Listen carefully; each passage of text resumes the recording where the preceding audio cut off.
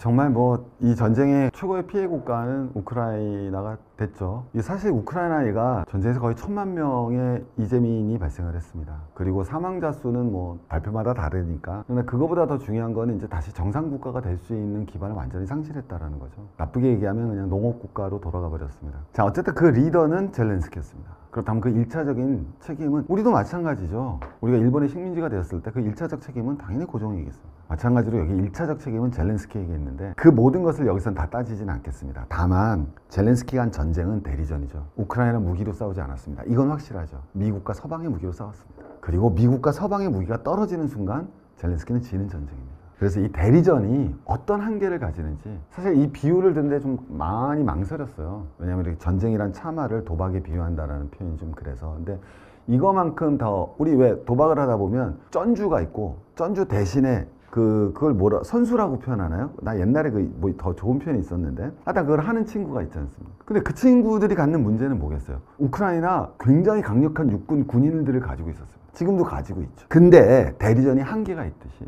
도박에서 선수란 표현을 쓸게요. 쩐주에 돈을 받아서 하는 사람들의 한계가 있습니다. 어떤 한계가 있겠습니까? 첫 번째, 쩐주에 돈이 끊기면 안 되죠. 그러니까 내 마음대로 멈출 수가 없어요. 중단할 수가 없습니다. 마음대로. 또 뭐가 있어요? 한번 말씀해 보세요. 중단할 수 없고 뭐 옛 생각 지금이에요 혹시? 자, 또 뭐가 되겠습니까? 성과를 빨리 내야죠. 성과를 빨리 내야 되니까 배팅이 세져요. 배팅이 세지고 그리고 이게 다 내 돈이 아니니까 삥땅하고 싶죠. 삥땅이라는 용어를 못 쓴다고요? 왜 그러세요 저한테? 자, 이런 요인들이 있기 때문에 제가 왜 도박판을 예를 들었느냐 이것 때문입니다. 그래서 요거를 실제로 러시아 우크라이나 전쟁 과정에서 있었던 일에 그대로 적용시켜서 설명을 드리고 싶습니다. 자, 첫 번째, 중단할 수 없다. 여러분, 처음 러시아가 취했던 작전은 지금은 어떤 전쟁을 치렀던 거예요? 러시아는 철저한 수비전을 했죠. 왜? 당연히 수비하는 측이 전쟁에서 유리하니까.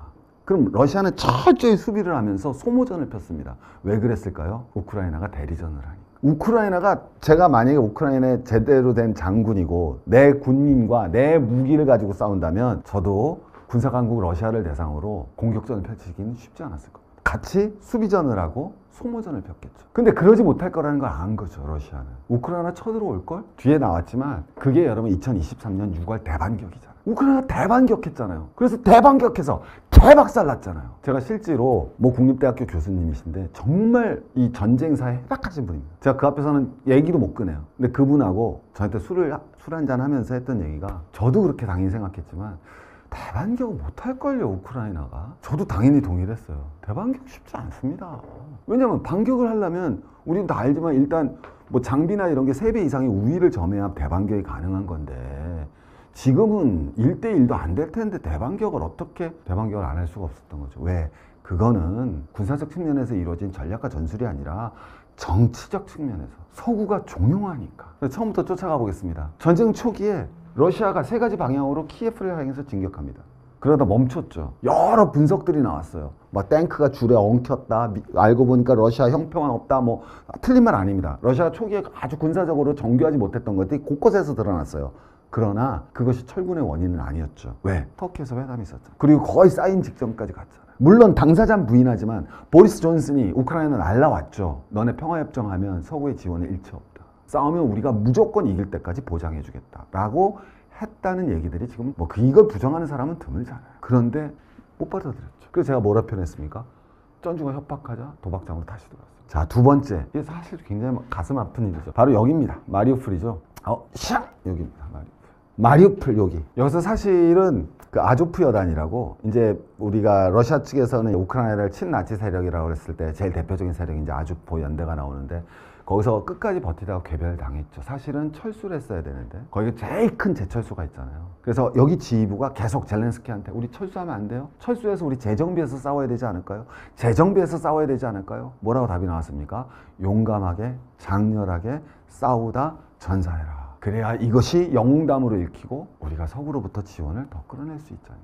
사실 참 가슴 아픈 얘기죠. 자, 또 있었습니다. 아까 말씀드렸던 대반격이었죠. 그리고 가장 하이라이트는 막판에 쿠르스크 전투를 친 거예요. 러시아 땅으로 쳐들어갔죠. 그러니까 푸틴이 뭐 했어요? 우리하고도 여기서부터 직접적인 연관을 가져나가는 거죠. 푸틴이 북한으로 오잖아요. 그리고 군사동맹 수준의 협정을 끌어내죠. 서로 침공을 받으면 도와주겠다. 그래서 북한군이 여기에 들어오지 않습니다. 근데 그걸 떠나서 얼마나 무모한 도박판으로 치면 우리 선생님 제일 잘하는 뻥카 친 거예요. 다 익혀 근데 다 익혀.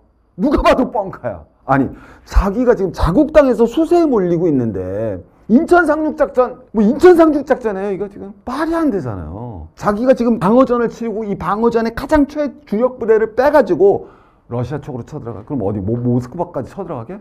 난리 났었잖아요. 근데 그날 야 젤렌스키 드디어 러시아 쳐들어가서 서울 면적의 뭐 몇 배를 먹었다. 뭐 그 이후로 돈바스 전선은 붕괴됐죠. 그래서 참 가슴이 아픈데 어쨌든 이런 전쟁을 전 사실 우크라이나를 갔거든요. 당연히 동유럽에 있었지만. 근데 우크라이나는 진짜 가난한 나라입니다. 정말 가난한 나라. 그러니까 진짜 그냥 가난한 나라예요. 제가 키예프를 갔을 때도 동유럽이 굉장히 아름답습니다. 그 수도들 어디를 가더라도 서유럽보다 더 유럽다운 동유럽이라고 그러고 사람들도 굉장히 하고 그러는데 키예프는 도시가 좀 우울해요. 그리고 부패가 장난 아닙니다. 그래서 저도 갔는데 오래 머무르질 않았어요. 별로 이렇게 좀 그래서 어쨌든 그 강한 인상을 가지고 있는데 그냥 이렇게 됐습니다.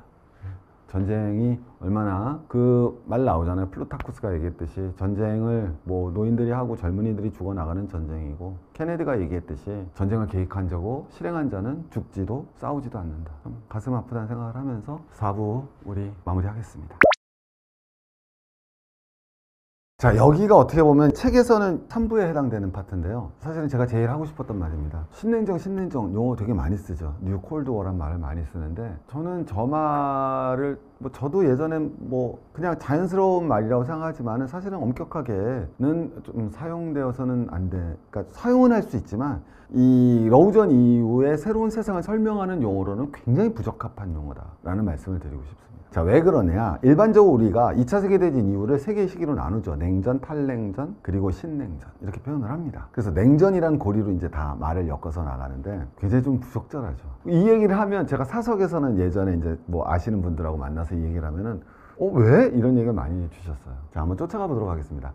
냉전은요, 철저하게 이념의 대립입니다. 그러니까 우리 마르크스가 얘기하면 하부 구조가 상부 구조를 결정한다고 그러잖아요. 그래서 경제가 정치를 결정한다 이런 표현을 쓰는데 냉전 시대는요, 정치가 경제를 결정했어요. 사회주의 혁명이라는 것 자체가 사회주의 경제 체제는 정치 혁명의 결과로 성립한 거예요. 착각하시면 안 돼요. 자본주의는 물론 경제 발전에 의해서 민주주의가 들어서고 구조가 탄생을 했지만 사회주의는 역설적으로 마르크스가 사회주의를 얘기했지만 사회주의라는 것은 상부 구조가 하부 구조를 만든 거예요. 사회주의 혁명이 사회주의 경제 체제를 만들었어요. 그래서 이 냉전 시대라는 거는 기본적으로 이념 경쟁 시대. 자, 그래서 지금은 신냉전이 아니에요. 이념 경쟁이 없잖아요, 지금은. 그래서 이 이념을 바탕으로 한 냉전은 체제 경쟁을 했던 거예요. 자본주의와 사회주의 혹은 자유주의와 공산주의. 지금도 신냉전이잖아. 그 예로 뭐가 나옵니까? 민주주의와 권위주의의 대결이다. 그래서 저는 약간 특정 정치인의 말도 같은 수도 있는데 권위주의는 이념이 아닙니다. 이념은 이데올로기가 돼야 돼. 이데올로기란 건 정치적 지향점이 돼야 돼. 자, 가봅시다. 난 자유주의자야. 나 민주주의자야. 나 평등주의자야. 나 사회주의자야. 나 공산주의자야. 이게 이념이에요. 지구상에 어떤 사람이 나 권위주의자야. 권위주의자도 자기 권위주의자라고 안 해요. 아주 쉽게 말씀을 드리면 여러분, 우리 조선시대 때 가부장제의 아버님도 나 권위주의 안 그래요. 근데 냉전은 전쟁이 항시적 준비 상태에 들어가 있는 거죠. 그리고 양극화의 시대입니다. 그럼 벌써 눈치채셨죠? 지금은 양극화라고 얘기하기보다는 다극화가 정확한. 중국도 양극화라는 표현 안 써요. G2라는 표현은 있어요. 하지만 그 G2는 경제적 영역에 한정된 얘기입니다. 자, 그 다음에 탈냉전 시대를 쫓아가 봅시다. 이념 경쟁 사라졌죠. 왜? 자유주의가 승리했으니까. 체제 경쟁 자연스럽게 승리하셨죠. 자본주의가 승리했으니까. 그리고 평화 시대가 들어왔어요. 러우전 이후에 국제 질서를 평가할 때 제가 이런 표현을 씁니다. 이 시대는 다층적이고 총체적으로 바라봐야 합니다. 다층적이란 말은 왜 쓰느냐? 냉전 시대는 아까 말씀드렸지만 정치가 경제를 결정했어요. 탈냉전 시대는 거꾸로 경제가 철저하게 정치를 결정합니다. 돈이면 다 되는 세상이었잖아요, 탈냉전은. 그러면 새로운 시대는 역설적으로 안보가 제일 중요합니다. 냉전 시대 안보가 제일 중요하지 않았어요. 냉전 시대 때는요, 두 패권국의 밑에 있다는 것만으로 안보는 보장받습니다. 맞죠? 우리와 베트남이 예외적으로 고강도 재래전을 치루었지 나머지 국가들은 해구산이 있었잖아요. 양쪽에. 핵이 평화를 갖고 왔잖아요. 원래 그런 거예요. 그리고 핵이 없더라도 로마 안에서는 전쟁이 없습니다. 여러분, 서융 동이 남만 육적이라고 그러지만 중국 패권 질서에 들어가면 전쟁은 없는 거예요. 여러분, 안전을 보장해주지 못하는 패권국이라는 용어가 어떻게 성립을 합니까? 패권국이라는 건 기본적으로 그 밑에 있는 국가들의 안전을 보장해줘야 패권국이 되는 거예요. 그래서 여러분 이 시대 때는 냉전 시대 때는 평화 시대입니다. 탈냉전도 평화 시대입니다. 탈냉전 세계 경찰 미국이 지켜요. 세계 경찰 미국한테 개기지만 않으면 안전은 보장되는 시대가 바로 졌답니다. 그래서 여러분 우리는 2차 세계대전 이후에 거의 70여 년 동안 인류 역사상 가장 전쟁이 적었던 시대에 살았습니다. 세계사 공부해보세요. 유럽의 역사 보시면 금방 나오잖아요. 그런데 이게 깨진 시대입니다. 그래서 지금부터는 안보의 시대입니다. 금방 나오잖아요. 지금 유럽 전 세계가 국방비 예산을 어떻게 하고 있습니까? 중국 예전에 GDP 1%도 안 썼어요. 유럽 2%도 안 썼죠. 어떻게 변하고 있습니까? 그건 어떻게 어떤 방향으로 흘러갈까요? 국방비 증액이 이루어지고 독자적 핵무장을 하려고는 국가들이 늘어날 것이고 그리고 합종 연행들이 이루어질 겁니다. 혼자서는 안전보장받기가 어려울 테니. 그래서 다른 시대라는 거예요. 이 시대를 우리가 함부로 냉전이라는 표현을 쓰면 안 됩니다. 마지막으로 탈냉전은 일국 패권주의, 미국 단일 헤게모니였잖아요. 이 이후에 신냉전, 제일 대표로 신냉전이란 말을 제가 사실대로 말씀드리면 미국하고 영국에서 많이 쓰이는 용어죠. 사실은 줄 서라예요. 좀 불편할 수도 있는데 근데 우리 입장에서는 사실 꼭 뭐 안미경중이라는 용어가 있지 않았습니까? 우리 안미경중을 해서 우리가 많은 성취를 이루었잖아요. 요새 이런 말 하면 불편하긴 하지만 어쨌든 이 시대는 이념 경쟁이 사라졌습니다. 제가 아까 이런 표현을 썼었는데 냉전 시대 때는 민족주의가 없는 건 아니지만 이렇게 약했던 적이 없어요. 여러분 사회주의 진영은 안 그랬어요? 코민테른이라고 그래서 소련 공산당이 세계의 사회주의 국가를 지도했어요. 한 국가의 공산당은 하나밖에 없어야 되고 그 국가의 모든 공산당은 소련 공산당의 지도를 따르는 거예요. 그 말은 민족이란 개념이 없는 거예요. 사회주의만 그랬나요? 자유주의 진영은 안 그랬어요? 자유주의 진영에서 우리가 특수하게 살았지. 이념 경쟁이 없었어요. 자, 그리고 두 번째, 체제 경쟁도 없죠. 아까 말씀드렸지만 권위주의 국가도 꿈은 민주주의 국가가 되는 거고 권위주의 국가도 우리도 민주주의 하고 싶지만 지금 우리 민족의 특수성과 우리의 발전 단계이기 때문에 어쩔 수 없이 권위주의라는 거지 우리 영원히 권위주의 할 거라는 나라 찾아보기 북한은 권위주의라고 하기도 어렵고 그냥 독재니까 권위주의라는 표현을 좀 일단 그러는 거니까 그 다음에도 보시면 알겠지만 안보 우선 망국에 대한 망국의 투쟁 상태. 그래서 뭐냐? 다극화 시대이기 때문에 이 시대는 다시 말씀드리지만 안보적 측면 냉전이라는 거는 정치가 경제를 지배했던 시대예요. 탈냉전은 경제가 정치를 지배했어요. 근데 이 시대에는 안보는 안보대로 경제는 경제대로 정치는 정치대로 갑니다. 한번 볼까요? 인도 예를 들어 봅시다. 안보는 어떻게 됐습니까? 인도, 영국, 호주, 미국. 그죠?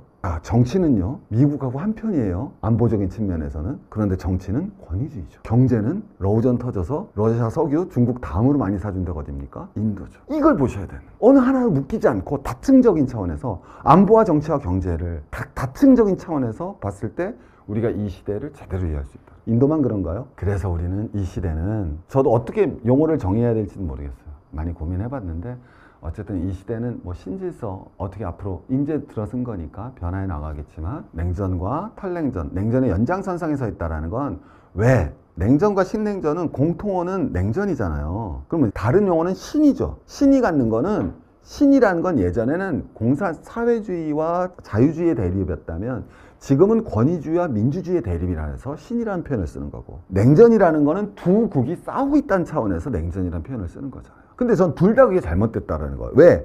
민주주의와 권위주의는 지금 싸우고 있지도 않고 싸울 성질의 것도 아니에요. 이념적 대립이 성립되지 않는 것이. 그리고 지금은 두 진영이 아니에요. 두 진영에 쓸 필요도 없어요. 그럼 이런 용어는 누가 만드느냐? 두 진영에 쓰는 것을 강요했을 때 이득을 얻는 세력이 만드는 용어가 사실 신냉전이라는 표현이라고. 그리고 그게 제일 잘 드러난 책은 우리 영국의 아주 대가라고 하시는 분이 쓰신 우리 뉴 콜드 워 번역되어 있으니까요. 보시면 제가 말한 내용들을 쉽게 이해하실 수 있으실 겁니다. 그래서 저는 우리가 가급적이면 신질서 뭐 이 정도로 표현하면 되지 냉전이라는 표현은 안 쓰는 것이 시대를 올바르게 바라보는 것이 아닐까 정리하면서 마지막 강의로 넘어가 보겠습니다. 제가 이 신냉전, 미중 패권 경쟁 이게 입에 많이 감기니까 이게 참 뭐 안 쓸 수 없는 표현인데 일상적인 표현으로는 가능하지만은 사실은 사회과학적으로는 신냉전처럼 미중 패권 경쟁은 사실 더 올바르지 않은 표현이라고. 왜냐하면 미중이 패권 경쟁이 하느냐 안 하느냐 알기 위해서는 먼저 패권이라는 것에 대해서 정의가 이루어져야 됩니다. 패권이 도대체 뭐냐 라고 표현을 했을 때 패권의 가장 대표적인 국가는 우리가 로마를 생각해 볼 수 있죠. 팍스 로마나입니다. 패권은 첫 번째 무력이 있어야 됩니다. 아주 압도적인 무력이 있어야 되죠. 그래야만 패권을 갖습니다. 우리 냉전 시대 때도 소련이 패권을 가졌던 건 사회주의 국가에서 압도적인 무력을 가지고 있었고, 미국이 패권 국가였던 건 또 압도적인 자유주의 진영에서 무력을 가지고 있습니다. 압도적인 무력이 있어야 되지만 그냥 힘 있다고 패권 국가가 되는 거 아닙니다. 그건 깡패 국가죠. 깡패국, 우리가 팍스 로마라고 그러죠. 팍스가 뭡니까? 피스, 평화.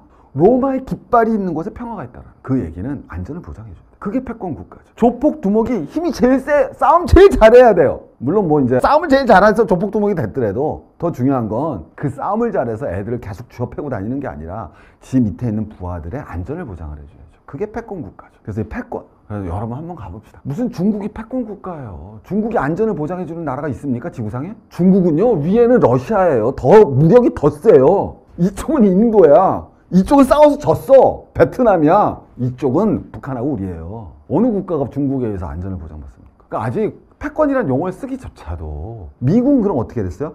예전에는 냉전 시대 땐 자유주의 진영의 국가들의 안전을 철저하게 보장을 해줬고, 탈냉전 시대에는 세계 경찰로서 전 지구의 질서를 보장을 했다면, 지금은 그게 흔들리잖아요. 그래서 미 패권이 흔들린다는 거예요. 지금은 어디까지 흔들렸느냐? 두 가지죠. 하나, 미국이 직접적으로 고강도 지상전을 할 수 있을까? 야, 아프가니스탄에서도 졌는데 할 수 있을까? 대리전을 했는데 거기서도 깨지네? 그 다음엔 질문이 뭐겠어요? 해구사는 될까? 해구사는 될까요? 러시아가 발트 3국을 쳐들어가면 과연 발트 3국을 위해서 미국이 핵을 쏠까? 나토에 그렇게 돼 있다고? 시대를 읽으셔야죠. 시대를. 두 번째, 패권국이라는 거는 우리 이렇게 생각해보죠. 우리 학교 다닐 때, 요새는 안 그래요. 절대 그런 일이 없지만, 학교 다닐 때 맨날 얻어 터지고 공부도 못하면 찌질이라고 하잖아. 그럼 패권은 뭐냐? 싸움도 잘하는데 공부까지 잘하면 탐먹는 거예요. 체제가 우월해야 됩니다. 패권에선 체제가 우월하지 못하면 그 패권국은 버틸 수가 없어요. 로마가 왜 패권국이었어요? 로마라는 건 도시예요. 그런데 모든 지중해 사방이 자기를 로마인이라고 했습니다. 왜? 로마인이 되고 싶은 거죠. 여러분, 자유주의형에 있는 사람들의 꿈은 뭡니까? 뉴요커가 되고 싶은 거예요. 그게 체제의 우월성. 그 다음 또 한번 가볼까요? 체제의 우월성은 그냥 우리가 체제의 우월성이라고 하지만, 자, 여러분, 이게 얼마나 중요한 거냐면, 왜 이게 다 나오는 거냐면, 생산 역량이 뒷받침되지 않으면 오래 못 갑니다. 몽고가 무슨 생산 역량이 있었죠. 몽고가 진짜 패권국이 되는 거는 징기스칸 때가 아니잖아요. 중동을 먹었어요. 그리고 중국을 먹는 거예요. 중동의 관계농업 지역을 갖다 장악하고 중국을 장악해서 드디어 생산 영역에서 뒷받침될 때 패권국이 됩니다. 로마는 카르타고를 먹어야 패권국이 되는 거예요. 카르타고를 먹어야 북아프리카와 이집트의 농경지를 장악할 때 로마는 패권국이 되는 거예요. 그게 물론 역설적으로 로마의 쇠퇴를 갖고 오지만, 스페인 식민지만 먹는다고 패권국 됐나요? 아니요. 그때 스페인이 세계 최초의 제조 강국이에요. 총기 다 개량하는 게 스페인입니다. 섬유산업 넘버원, 영국 산업혁명, 미국 포드주의적 생산 방식. 지금 미국 패권이 왜 흔들린다고 그래요? 메이드 인 US가 없어졌죠. 착각하시면 안 됩니다. 미국은 지금도 몇십 년 전처럼 전 세계 GDP 25%를 만들어요. 근데 몇십 년 전에는 아무도 미국의 패권을 의심 안 했어요. 지금은 다 의심해요. 왜? 옛날엔 25%를 제조업으로 한 거예요. 메이드 인 USA로 한 거예요. 지금은 월가로 하잖아. 옛날엔 미국 물건 쓴 거예요. 저도 마찬가지예요. 어렸을 때 아빠가 미제 볼펜 하나 사다 주면 와, 반해서 그냥 난리 나는 거야. 야, 나 미제 볼펜 쓴다? 지금은 미국 돈을 쓰는 거예요. 남의 돈 쓰면서 그 사람 좋아하는 사람 봤습니까? 그런 사람이 어딨어요? 달러빚 내갖고 쓰면서 김씨 아저씨가 나한테 달러빚 주셨어. 너무 고마워. 평생 은인으로 모시고 살아야지 합니까? 제일 중요한 건 그래서 이런 걸 바탕으로 자발적 동의를 이끌어요.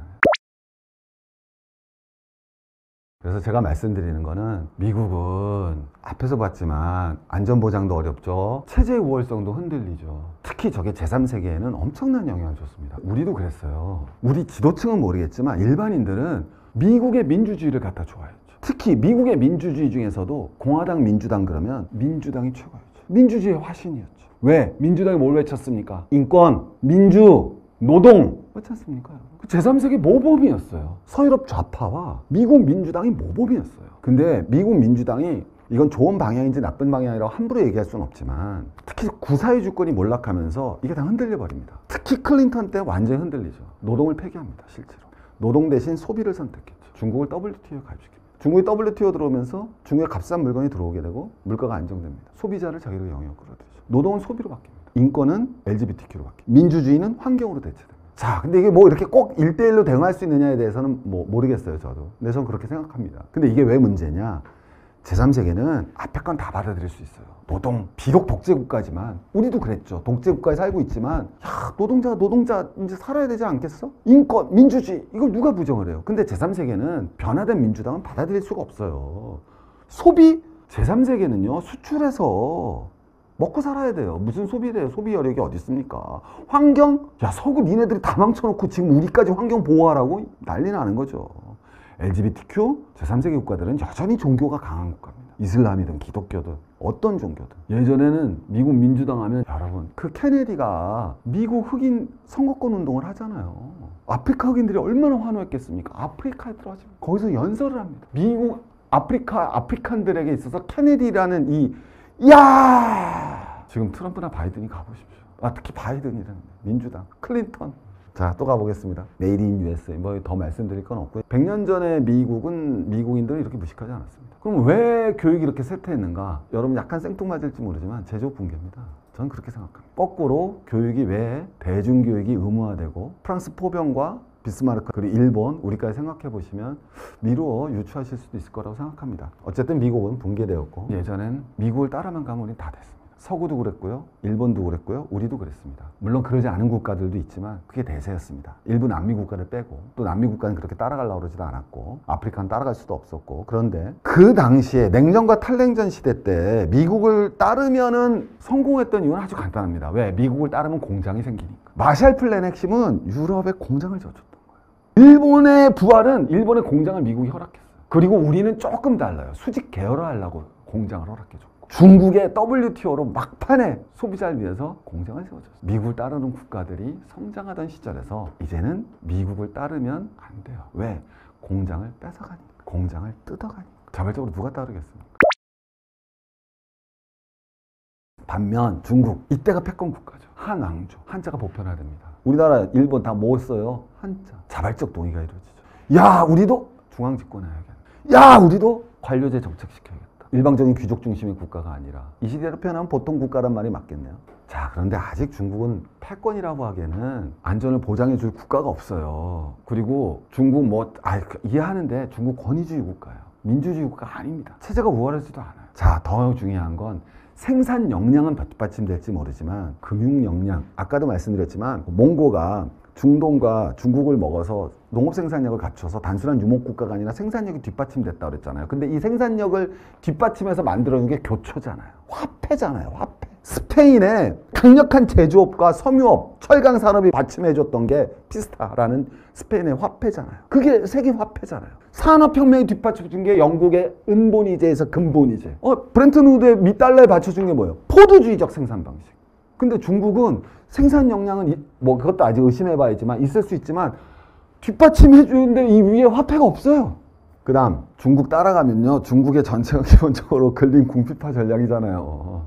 더 말씀 안 드리도록 하겠습니다. 러시아 우크라이나 전쟁이 3년을 넘어섰는데요. 앞으로의 전망하고 양 당사자가 어떤 조건이 무르익었을 때 종전이 되는 것인지. 지금 방금 전에 양 당사자라고 그랬는데 원래 전쟁이라는 거는 승자 요구가 다 들어줘야지 끝나는 거잖아요. 그러니까 외교가 아니잖아요. 외교는 협상이니까 사람들이 좀 오해라는 게 어떤 정도면 끝나지 않을까라는 거는 전쟁은 없어요. 2차 세계대전도 그렇고 1차 세계대전도 그렇고 승전국 패전국이 명확히 갈려야죠. 그렇지 않은 경우는 한국전쟁이나 이란 이라크처럼 아주 오랜 기간 동안에 교착이 계속돼야 되는데 이 전쟁은 이런 후자적 전쟁이라기보다는 전자적 전쟁이거든요. 그러니까 물론 이게 언제 끝날지는 모르겠지만 이 전쟁이 끝나려면 최소한 러시아라는 승자가 원하는 조건들이 달성이 돼야죠. 그러면 그거는 뭐냐면은 그 4개주의 앞글자만 따서 도네츠크, 루안스크, 도르해자라고 저는 외우는데 이미 러시아는 그 자기네 국가라고 선언했잖아요, 거기를. 그러니까 그건 양보할 수 없는 일이에요. 그 다음에 두 번째는 나토의 가입은 이건 있을 수가 없는 거. 그리고 이제 세 번째는 탈라치와 이거는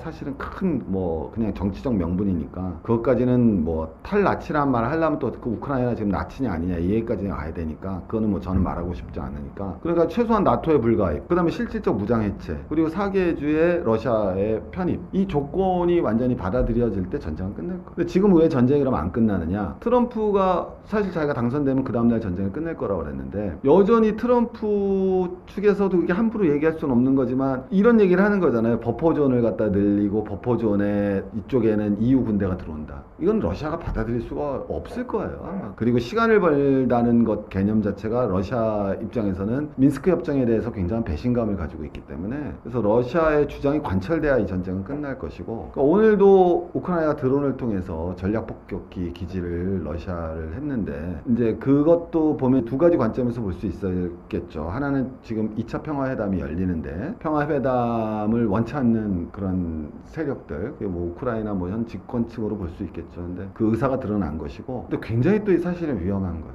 왜냐하면 그 전략 폭격기 자체가 막 그렇게 아주 중요한 무기는 아니지만 그게 핵전략 폭격기라고 보면 핵전력이라는 거는 선제적 핵 공격은 부정하지만 그거는 이제 미국하고 북한만 인정하는 거죠. 전 세계에서. 근데 어쨌든 핵 전력을 사용할 수 있는 핑계를 줄 수 있거든. 그래서 좀 안타깝게 그게 우크라이나 누구 편을 드는 게 아니라 우리 핵전쟁으로 가면 안 되잖아요. 그리고 전면전으로 가는 것도 좋지 않잖아요. 그러니까 안타까운 심정으로 많이 바라보고 있습니다. 근데 어쨌든 전쟁이라는 거는 기본적으로 승자의 논리가 관철될 때 협정이 이루어진다라고 저는 개인적으로 생각을 하죠. 러시아 우크라이나 전쟁이 그 남의 나라 전쟁이라고 생각하는 사람들도 있을 텐데요. 네. 이 전쟁이 우리에게 준 영향은 무엇이 있을까요? 그냥 영향이라기보다 이거 참 강의에서 말씀 못 드렸는데 러우전은 포격전으로 갔잖아요. 그것도 이제 굉장히 재밌는 건데 왜 포격전이 되느냐 이거 하나만 갖고도 사실은 책 한 권 쓸 수 있는 내용인데 근데 이번 책에서는 제가 가급적 이런 전쟁 무기는 안 다루려고 그랬어요. 예전 전쟁사 강의에서 많이 다뤘는데 왜냐면 현실의 비극이니까. 근데 이제 어쨌든 포격전으로 흘렀는데 155mm 포탄이 우리 한국에서 엄청 갔잖아요. 그리고 이제 북한군은 또 쿠즈네크에 들어가 버렸고 근데 이제 그런 걸 떠나서는 첫 번째는 그래도 이 전쟁이 끝나가면서 제가 가진 함이라는 거는 사실 이 정도면 러시아에서 우리에게 더한 제재나 이게 들어왔어야 돼요. 근데 푸틴이 몇 번 엄포를 놨지 실제로 우리한테 막 엄청난 제재나 이걸 가지는 않았거든요. 그는 러시아가 여전히 우리가 필요하다라는 것을 보여주는 거라고 생각해요. 오늘이 사실 6월 2일이라 이제 내일 선거에서 누가 당선될지는 모르겠지만 러시아의 관계 정상화를 하는 것이 굉장히 시급하죠. 강대국의 외교라는 거는 승리를 위한 외교이고 약소국의 외교는 누가 승리하는지를 기다리는 외교고 승자의 편에 서야 되는 외교가 약소국의 외교고 약소국은 한 번의 외교의 실패로도 나라가 망하는 거니까 우리가 약소국이냐? 물론 아니죠. 그러나 우리 주변 4대국에 비하면 우린 약소국이죠. 굉장히 특이한 국가죠. 이런 힘을 갖고 있는데도 지정학적 위치상으로는 약소국인데 불리울 수 있는 국가니까 러시아의 관계 정상화가 이루어져야 되고 두 번째는 이제 북한이 굉장히 너무 좋아졌잖아요. 특히 군사적으로, 외교 안보적으로. 그러니까 그걸 고려해서 이제 북한을 대우해야 될 것이다. 그러니까 예를 들어서 이번 전쟁에서 러시아 무기의 가성비라든가 그리고 아직 미국이 만들지 못했던 초음속 미사일이라든가 그리고 우수한 그런 S-300, S-400, S-500과 같은 방어 시스템 이런 게 북한으로 간다면 어떻게 될 것인가. 이번 전쟁이 보여주는 것 중에서도 나오는 게 그 역설적으로 탱크가 여전히 중요하지만 예전하고는 위상이 바뀌었잖아요. 기동전이 불가능해졌다라는 거. 기동전이 불가능해진 그 가장 큰 원인 중에는 하나는 드론이고 하나는 개인이 소지하는 대전차 무기들. 그 다음에는 항공전도 굉장히 위험해졌다라는 레이더망의 발달 그리고 요격 기술, 전략 요격 기술의 발전들. 그래서 대규모 항공전이나 전차전이 쉽지 않아졌다는 얘기는 사실은 우리가 북한에 비해서 굉장히 우세를 가졌던 전력이 대전차전이고 대항공전이잖아요. 그러니까 한국한테 굉장히 안 좋은, 제가 좀 유연하게 표현하면 이제 북한을 우리가 더 어려워졌다 이렇게 표현할 수 있을 거고요. 관계 정상화, 북한을 바라보는 관점을 이제 좀 바꿔야 된다. 군사적이든 안보적이든 또는 경제적이든 바꿔야 될 것이고 반면에 우리한테 굉장히 중요한 거는 어쨌든 우리는 제조 강국인데 지금 방산업체가 뜨기도 하지만은 제조 역량을 가져나간다는 것이 특히 이 탈세화가 되고 국제분업 질서가 깨지는 과정에서 독자적인 제조 역량을 가지고 있다는 게 얼마나 중요한 건가가 다시 들어갔으니까 이런 면에서 우리한테 다시 한번 기회가 될 수 있고 신냉전 질서라는 것에서 양쪽이 특히 미국이 이제 줄 세우기를 하는데 줄 세우기를 할 때 사실은 줄을 맨 끝에 쓰는 애들은 굉장한 목소리를 낼 수 있거든요. 냉전 시대 때 제3세계가 인도네시아 반둥에 모여서 반둥회의를 하고 제3세계 노선을 갔을 때 그들의 몸값이 얼마나 높아졌어요. 그러니까 우리도 사실은 여기서 잘만 하면 우리의 몸값을 올릴 수 있는 기회다. 그러니까 조금 저는 좀 좋게 보는 게 저는 이 말 표현하기 되게 어려운데 이건 제 개인적인 정치적 입장이 아니라 미국에서 해리슨이 당선되고 그리고 윤 정부가 계속됐다면 제가 생각하면 우리 파병했을 거거든요. 참 다행이라고 생각. 참 다행이라고. 제가 맨 마지막 강의 때 맨 마지막 질문 받았던 게 진짜로 그때 정권 교체가 됐었는데 윤 정부에게 뭘 바라느냐라는 얘기를 했을 때 저는 전쟁을 안 했으면 제일 좋겠다. 아마 그 강의 보신 분들 기억하신 분들 계실 텐데 근데 어쨌든 우리가 이 러우전의 직접적인 참전은 피했다. 거기서 우리가 북한군과 교전을 한다는 건 생각만 해도 너무 끔찍하잖아요.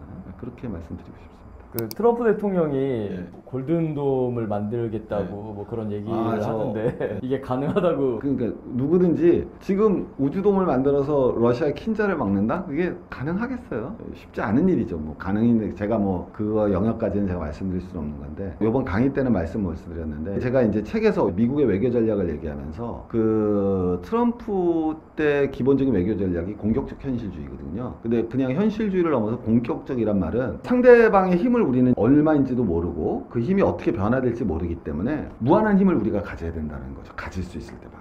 그러니까 골든돔이라는 게 레이건 때 똑같거든요. 사실은 레이건이 이제 우주 방어 체계를 형성한다고 그랬을 때 그것의 핵심은 뭐냐면 어쨌든 의도하는 바는 뭐냐면 우리는 상대방에 비해서 뛰어넘는 월등한 무언가를 가져야 된다라는. 그러니까 그게 사실은 굉장히 위험한 발상일 수도 있어요. 원래 현실주의랑 좀 다른 거죠. 원래 현실주의는 이런 상대방을 인정하고 상대방의 균형을 통해서 평화를 유지해 나가는 건데 공격적 현실주의는 좀 위험하거든요. 그래서 트럼프가 그런 말을 한다라는 거는 저로서는 좀 일기 때나 지금이나 물론 이제 고립주의로 갈 수밖에 없지만 그러니까 현실은 자꾸 고립주의로 가는데 여전히 그러니까 우리 그 왜 미국 영화 보면 요새 영화 보면 좀 애틋한 게 막 그 옛날에 액션 배우들이 나이 드셔가지고 아직도 액션하는 거 보면 좀 아리잖아요. 그렇게 좋아했던 분들인데 그냥 그런 거 보는 것 같아요. 강의하실 때 미국과 브릭스 이렇게 소개하신 적이 있잖아요. 제가 앞에서도 강의 때 잠깐 말씀드렸지만 책에는 자세하게 나와 있는데 그러니까 정말 저 예외적인 거라니까요. 자본주의라는 건 어쨌든 정치가 경제나 다른 분야를 지배했던 시대다. 그러니까 우리로 치면 미국 편에 쓴다라는 정치행위가 안보도 역시 미국을 통해서 보장받고 경제체제 역시 자본주의 시장 경제를 채택하는 거로 가는 거잖아요. 그 제일 잘 보여주는 게 남한하고 북한이거든요. 북한은 소련 편에 섰잖아요. 북한이 정치적으로 소련을 선택하니까 경제체제는 사회주의 경제체제가 됐고 안보는 소련에 의해서 보장받았잖아요. 남한은 미국이란 정치를 선택을 했으니까 우리는 자본주의 시장 경제체제를 선택했고 그리고 또 안보는 미국의 한미동맹으로 갔죠. 그러니까 우리가 잘못 생각하는 거예요. 냉전 시대는 정치가 결정을 했어요. 그게 깨지는 건 탈냉전이에요. 이념 대결이 무너져 버리니까. 근데 거시적으로 이런 걸 잘 생각을 못 하시죠. 그러니까 이념적으로 무너지고 나니까 이제 뭐지? 했더니 돈이었거든요. 그때는. 그래서 그때부터 뭐가 변하냐면은 본격적으로 금융화가 이루어져요. 금융화가 이루어져서 뭐 기업을 하는 사람의 꿈은 기업가가 아니라 기업을 비싸게 파는 게 되고 돈이 다가 된 거죠. 근데 이제 지금 시대는 아까 말씀드렸지만 냉전과 탈냉전이 끝나면서 뭐 어떤 의미에서는 공짜 안보가 없어지니까 안보가 등장해서 안보는 어쨌든 뭐 각자 도생이죠. 그리고 이제 정치적으로는 이 시대는 지금 세계적으로 중산층이 사라지고 여러 요인들이 있죠. 그래서 이제 이것도 책 한 권 감인데 어쨌든 권위주의 국가화가 돼가고 있고 민주주의가 쇠퇴하고 있죠. 세계사적으로. 근데 맨 마지막에 경제라는 건 뭐냐면 제가 양극화란 말씀을 드렸는데 경제가 양극화된다는 뜻은 뭐 이렇게 뭐 두 개로 뭉친다. 서구 진영과 브릭스로 뭉친다라는 게 아니라 하나는 달러 패권을 유지하려고 하는 측과 달러 패권을 어떠한 형태로든지